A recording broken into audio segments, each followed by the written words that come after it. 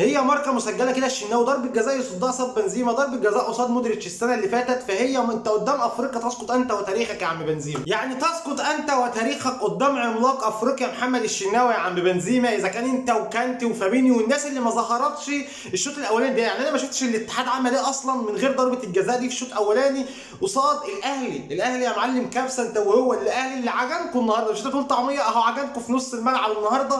امام عاشور ومروان عطيه حاجات هي عاديه قصاد فابينيو وكانت. يا اسطى ما بيهمناش مش بالفلوس يا اسطى، يا اسطى مش بالفلوس يا اسطى والله. فالاهلي بيلقن درس عظيم للاتحاد في شوط اولاني. كان الاهلي ممكن ينهيه الشوط الاولاني ده 3-0 عادي جدا، وكانت تيجي والله تيجي. يعني كهربا مضيع الجون اللي حجاز ربنا يبارك له وغلط فيها، ولولا ان كهربا مش عارف ما استحسنش انه ياخد الفرصه ويسجل.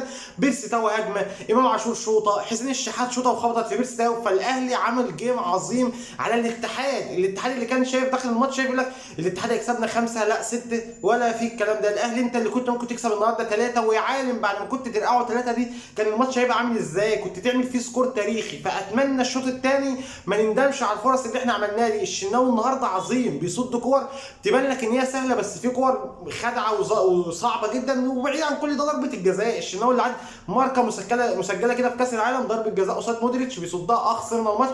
ضربه جزاء النهارده قصاد بنزيما، اساطير بيصدوا قصادهم ضربات جزاء. محمد هاني النهارده طبعا كالعاده بيجي في المونديال بيقلب هو وحسين الشحات، وكهربا اللي ضيع بيلعب حلو النهارده.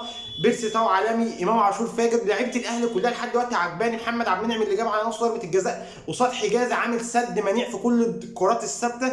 فاتمنى ما نندمش على الفرقه دي. الشوط الثاني نحاول ندعم بديانج يمسك نص الملعب شويه قصاد كانتي والعتاوله اللي اكيد هيهجموا علينا الشوط الثاني دون. موديست انا خايف ينزل، يعني الماتش محتاج سرعات موت. فموديست لو لسه في لياقه زي ما كانوا بيقولوا والحمد لله وقوى نفسه والكلام ده، اتمنى ينزل ويعمل الفارق، وان شاء الله المباراه تبقى سهله جدا للنادي الاهلي.